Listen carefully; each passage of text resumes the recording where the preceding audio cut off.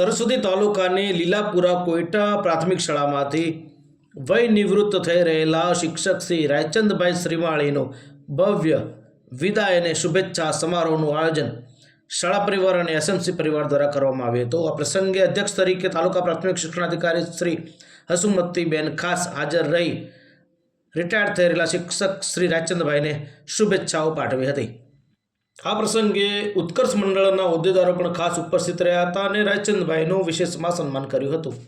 કોઈટા પગાર કેન્દ્રના આચાર્ય સહિત પીટા શાળાના શિક્ષકો ગ્રામજનો બહોળી સંખ્યામાં ઉપસ્થિત રહ્યા હતા।